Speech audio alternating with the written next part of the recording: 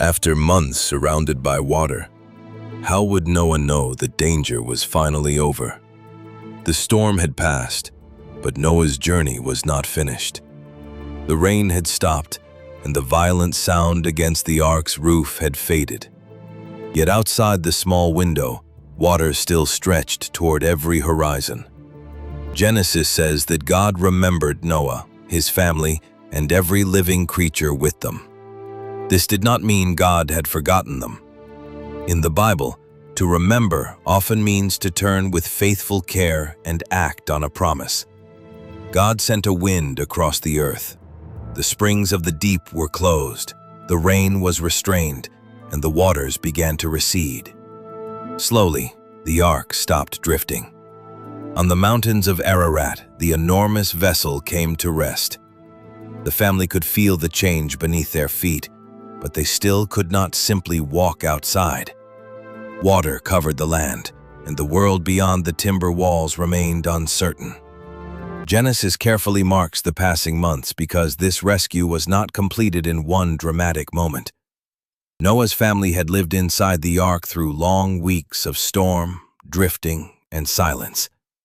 Now the calendar itself became part of their testimony. Each day brought them closer to dry ground, even when the change outside seemed almost too small to measure. More weeks passed. Then the tops of distant mountains appeared above the water. Noah waited 40 more days before opening the ark's window. He released a raven. The dark bird flew back and forth over the changing floodscape, finding places to travel, but giving Noah no clear answer. Then Noah sent out a dove. The dove searched for somewhere to rest, but the ground was still covered. It returned to the ark. Noah reached through the window, gently took the bird, and brought it back inside. The answer was not yet. Noah waited 7 more days. Waiting did not mean doing nothing. The family continued feeding animals, checking stores, repairing what had shifted, and watching the horizon. Faithful waiting keeps doing the next necessary thing while trusting that change is coming. After 7 days, Noah released the dove again. Morning passed. Afternoon passed. Then, in the evening light, the dove returned. In its beak was a freshly plucked olive leaf. It was small enough to hold in one hand, but it carried enormous hope.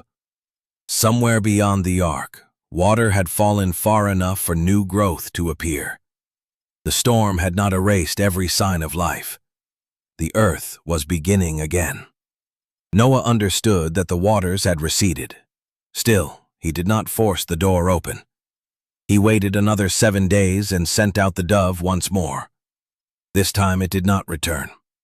It had found a place to live beyond the ark. The surface of the ground continued to dry. Noah removed part of the covering and looked out. Mud, stone, and emerging land replaced the endless water. But Noah waited until God told him it was time to leave.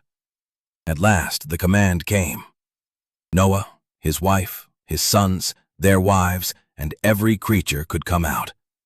The heavy doorway opened onto a quiet, washed world. Animals moved down from the ark and spread across the land.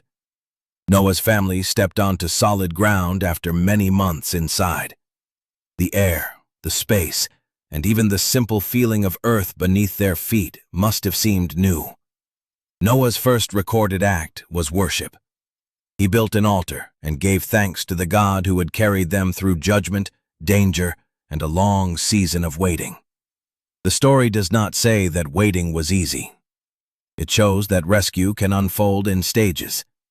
The rain stops, the waters fall, the ark rests, the leaf appears, the ground dries, and finally, the door opens. When progress feels slow, a small sign may still be real. Faith does not have to invent certainty. It watches, works, waits, and responds when the way forward becomes clear. The olive leaf announced a new beginning, but after the family stepped into the renewed world, God would place an even greater sign of promise in the sky. That is where the next chapter begins.